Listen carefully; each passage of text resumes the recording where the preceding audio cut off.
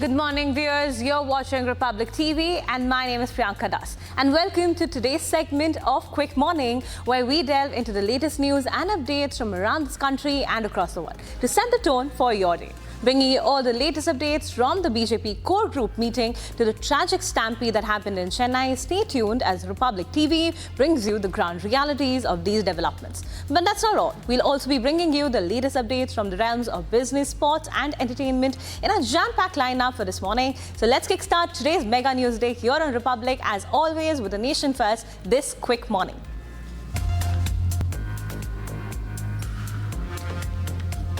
BJP has scheduled a crucial core group meeting today. This meeting will include top leaders such as Ram Madhav and Tarun Chugh, who will strategize on forming a government in Jammu and Kashmir. This high-stakes meeting is set to take place at BJP's Trikuta Nagar headquarters in Jammu. This gathering comes in light of exit polls indicating that the BJP may need to seek alliances with independent candidates and smaller regional parties to secure majority. Ram Madhav, who is overseeing the J&K Assembly elections, has already been in talks with the potential independents and smaller parties as part of a backup plan to ensure a successful coalition. In Jammu and Kashmir, stringent security measures have been implemented at all district headquarters in preparation for the counting of the votes on Tuesday with the 90-member assembly. This marks an important moment as it paves the way for the first elected government in the Union Territory since the revocation of Article 370. Officials from the Election Commission have established a 3-tier security system at the 20 counting centres throughout Jammu and Kashmir. This ensures a secure environment as votes are tallied, reflecting the importance of these elections for the region's political landscape. Andhra Pradesh Chief Minister Nara Chandrababu Naidu is set to visit Delhi today for high-level discussions with national leaders with a primary focus on development projects for his state. A key priority during his meetings with Prime Minister Modi and Home Minister Amit Shah will be to secure funding from the World Bank for the development of Amravati. Naidu has also expressed the need to meet with the Union Railway Minister to discuss matters related to railway development in the state, indicating the importance of these discussions for Andhra Pradesh's future growth. In a tragic event during the Chennai air show, at least 6 people lost their lives due to suffocation amid a massive crowd. The incident occurred during the Indian Air Force Day celebrations at Marina Beach, where an estimated 1 lakh people gathered to witness the aerial displays. Reports indicate that the crowd was overwhelming, leading to numerous individuals feeling suffocated. A total of 230 people fainted. Among these, 93 required hospitalization due to their deteriorating condition. After hearing a petition filed by the parents of a school student who was raped and murdered, the Calcutta High Court directed that a second post-mortem be conducted at the AIIMS Hospital in Kolkata in the presence of the additional Chief Judicial Magistrate. Justice Ghosh also ordered the police to register a case under the POCSO Act. The court further stated that if AIIMS Kolkata lacks the necessary infrastructure to conduct the post-mortem, it should be carried out at the Jawaharlal Nehru Memorial Hospital. However, the post-mortem must be performed by doctors from Kolkata AIIMS, not those from the state-run hospital. The body of the schoolgirl is currently being kept at the Kantapukur morgue, where the first post-mortem was performed. Following the court order, West Bengal Chief Minister Mamata Banerjee directed the police to register the alleged rape murder case of a 10-year-old girl in South 24 Parganas district under the POCSO Act and ensure that the culprits get capital punishment within 3 months. जो यौन शोषण हो, बलात्कार हो, महिला या बच्चा पर जो जुल्म हो, ये घटना बहुत ही निंदनीय है और पश्चिम बंगाल में ममता राज में इसको तो बोलबोला है। रोज कोई ना कोई जगह में इस तरह का अपराध हो रहा है और तृणमूल का जो कार्यकर्ता है, ज़्यादातर पर वो कार्यकर्ता इस तरह गुंडागर्दी और बलात्कार में दोषी पाया जाता है। तो इसलिए वहाँ बहुत खराब हालत है। इसके खिलाफ जनता का जागरण शुरू हुआ है। पूरा राज्य में जनता ये सब रेप, हत्या, खून खराबी के खिलाफ रास्ता में उतारा है। Junior doctors have initiated an indefinite hunger strike in response to their ongoing demands from the Mamata Banerjee-led government. They asserted that they would continue to demonstrate their protests until their demands for justice on humanitarian grounds are not met. Dr. Shayantoni, a representative from the West Bengal Junior Doctors' Front, stated that the hunger strike is in continuation of their fight for justice, especially in light of a recent case of Abhaya, who faced multiple threats prior to her tragic end. The doctors had been patient for nearly 2 months, presenting their demands to the state government, but to no avail. Dr. Shayantoni emphasized the urgency of their cause, expressing that their role as healthcare providers compels them to ensure that no one else suffers as Abhaya did. Maldives President Mohamed Muizzu arrived in New Delhi for his first state visit, where he is set to meet Prime Minister Narendra Modi. This meeting aims to address the recent tensions between India and the Maldives and to potentially improve the diplomatic relations between the two neighbors. This visit is significant as it marks Muizzu's first formal discussion with India since taking office. Although he attended Modi's swearing-in ceremony earlier in June, this visit focuses on more substantive bilateral talks. Discussions are expected to revolve around the various issues, including strategic cooperation and regional stability, underscoring the importance of this engagement for both the nations. Delhi police have issued a lookout for notice for Virender Basoya linked to Rs 5,600 crore drug seizure. The lookout notice was issued after Basoya was suspected of fleeing the country. Investigators believe that Basoya is a crucial figure in a large international drug trafficking operation. Evidence suggests that he has played a significant role in arranging the shipment of cocaine linked to this case. Basoya was previously implicated in a significant drug bust by Pune police in 2023, when narcotics worth around 3,000 crore rupees were confiscated. He is known to have strong ties with Tushar Goyal, who was arrested earlier for his involvement in the same drug network. The investigation into his 5,600 crore rupee drug operation has revealed extensive international connections, including links to cities like London and Dubai. In a money laundering case linked to the Land for Job case, former Railway Minister Lalu Yadav, former Bihar Deputy Chief Minister Tejaswi Yadav, Tej Pratap Yadav and 8 others are set to appear in Rouse Avenue Court today. The court issued summons for Lalu Yadav and the others after reviewing the ED charge sheet. Tej Pratap Yadav was not initially named in the charge sheet, but the court noted that as a member of the Yadav family, his involvement in the money laundering scheme cannot be overlooked. The court mentioned that significant amount of land was transferred and that the Yadav family abused their power in the process. This will be the first time Tej Pratap Yadav has been summoned in connection with the Land for Job case.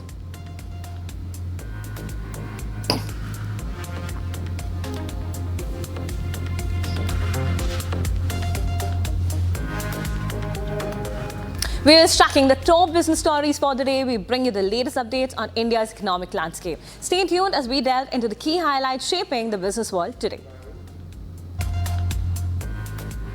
Amul is poised to make its debut into the European market following a successful launch in the United States. Managing Director Jayan Mehta described this as a historic moment for the brand during a public event.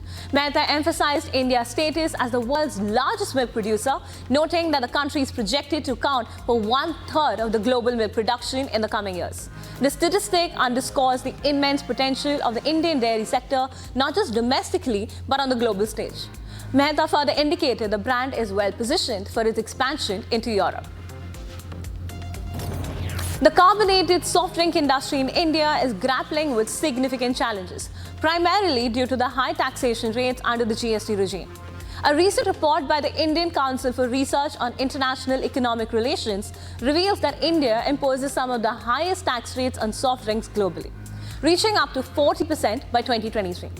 This includes a 28% GST and a 12% compensation cess, creating a tough environment for both new and existing companies in the sector.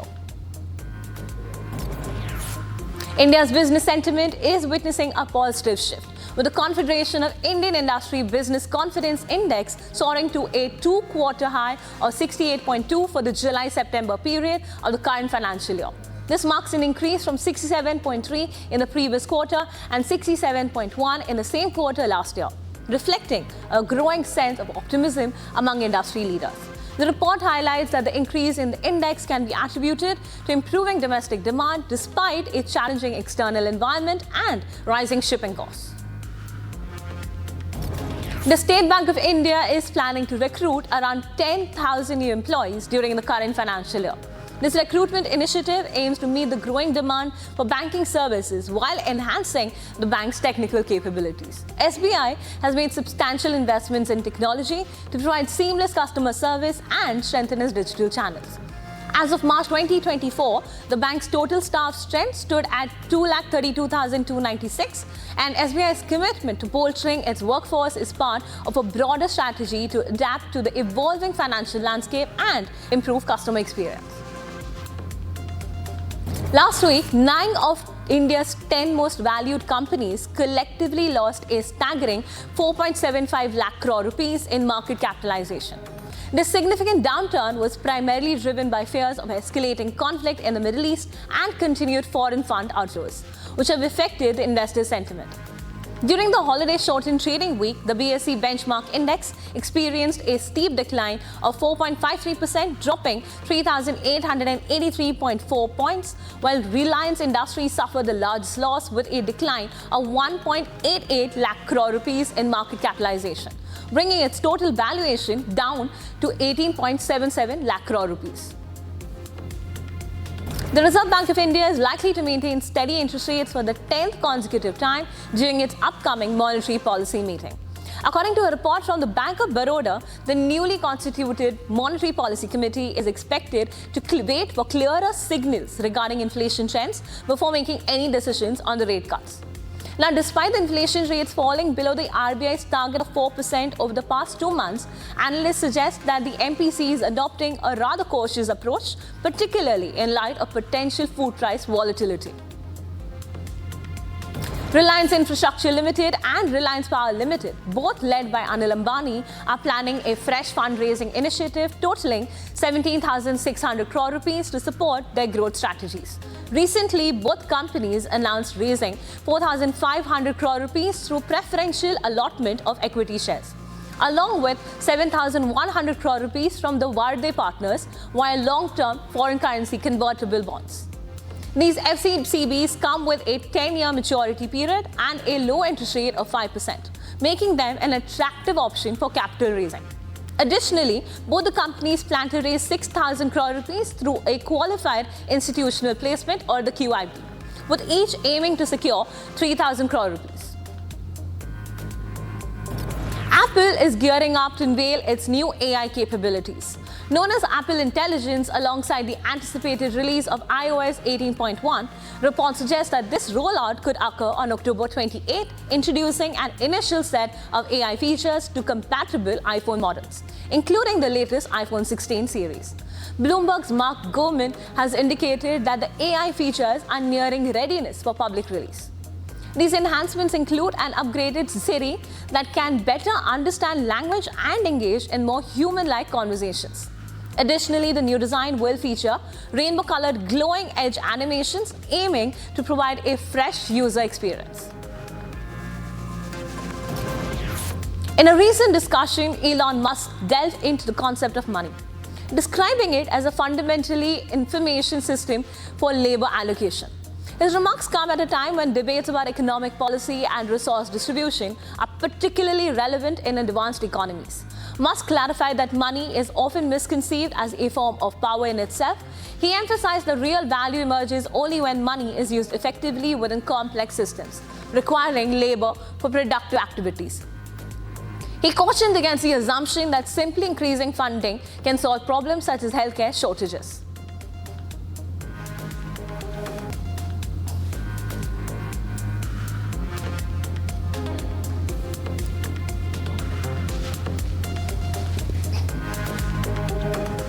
Moving on to our international segment, where we're tracking the ground pulse of some of the biggest global headlines. Today, we delve into significant developments from around the world. So stay tuned as we unravel the latest updates shaping the global landscape. A massive explosion occurred outside the Karachi airport, resulting in at least 2 people being killed and 10 others injured, while also damaging multiple vehicles in the vicinity. Police and the provincial government have confirmed that the blast was caused by a tanker explosion near Pakistan's largest airport. Eyewitnesses reported flames engulfing cars and thick smoke rising into the air. The timing of the blast is particularly notable as it comes just ahead of the Shanghai Cooperation Organization Summit scheduled to take place in Pakistan, raising security concerns. Authorities are currently investigating the incident and assessing the overall impact on airport operations and passenger safety. Today marks 1-year anniversary of the October 7th Hamas attack. Thousands of people participated in pro-Palestinian and pro-Israeli protests around the world on Sunday. Demonstrations were reported in various cities, including Paris, Sydney, and Berlin, reflecting a widespread desire to express solidarity and raise awareness about the ongoing conflict. These gatherings served as a reminder of the profound impact of the events of last year, and participants expressed a mix of grief, anger, and calls for justice. Last year's October 7th attack marked the beginning of the Third Intifada. It was a turning point in the history of Middle East tensions, as a regional proxy war had escalated into a large-scale conflict in the region. Middle East, also known as West Asia, has been embroiled in the gripping tension for a long time now. Hamas, the terrorist organization of Palestine, entered Israel with tanks and ammunition, attacked, killed, maimed many. The October 7th attack scarred souls, and on this day, we remember all those who were brutally killed and suffered unspeakable violence, including sexual violence, as they were simply living their lives. This is a day for the global community to repeat in the loudest voice our utter condemnation of the abhorrent acts of Hamas, including the taking of hostages. On Sunday, the Israeli military presented a display of weapons and equipment it claims to have seized from Hamas. The military showcased thousands of items at an army base south of Tel Aviv, emphasizing its ongoing efforts to combat Hamas. The display included over 5,000 AK-47 assault rifles retrieved from Gaza, as well as a variety of explosives, drones, and RPGs. The military stated that these weapons were used during the October 7th onslaught and during operations in Gaza and Lebanon over the past year. Officials indicated that the items showcased will represent only a fraction of the total seized, highlighting the scale of the conflict and Israel's military preparedness. This helps the IDF prepare for battle better and learn and study our enemies better. What we put here together is a display of what Hamas used, but this is just a fracture of it. It's examples of what Hamas used on October 7th to carry out the October 7th massacre, one of the world's largest terror attacks in history, and definitely in Israel's history, the worst terror attack ever. A tragic incident in Israel's Beersheba resulted in at least one death and several injuries, following a suspected terrorist attack at a bus station. Reports indicate that the attack involved both stabbing and gunfire, causing panic among the bystanders. One victim, who was critically injured, later succumbed to her wounds at the scene.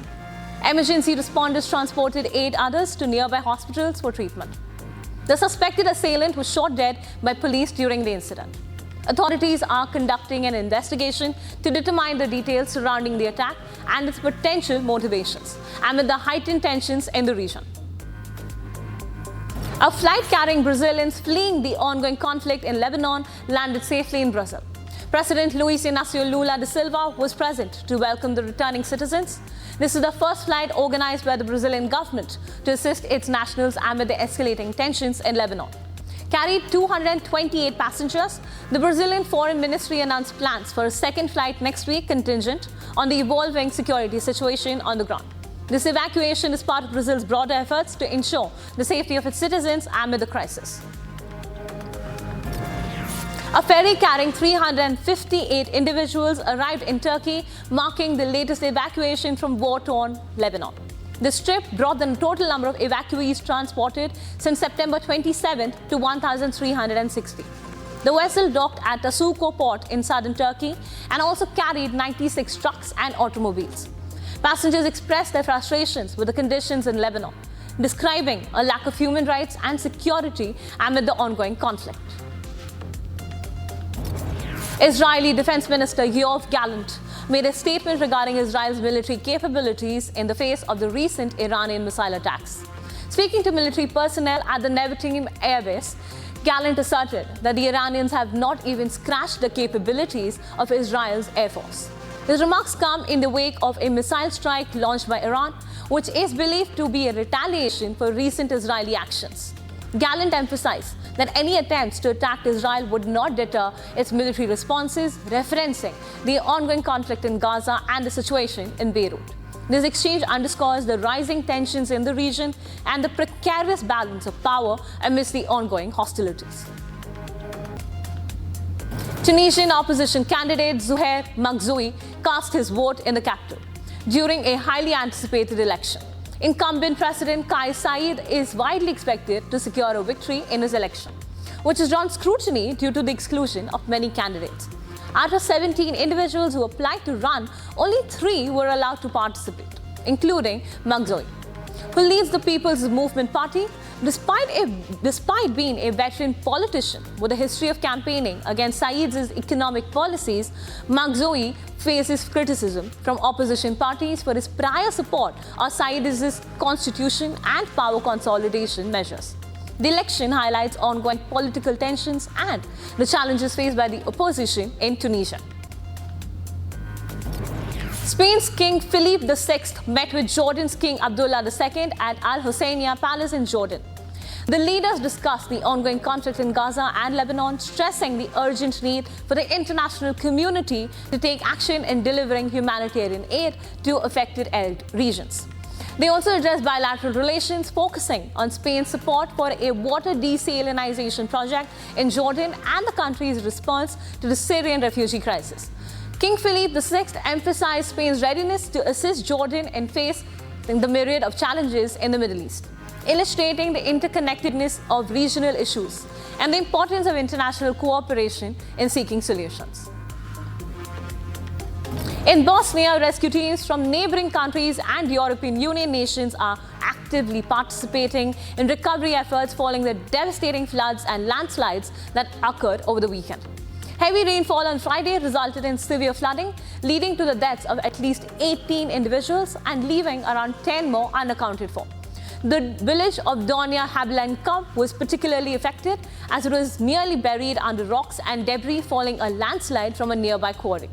Residents described hearing a loud rumbling sound before witnessing their homes disappear under the debris.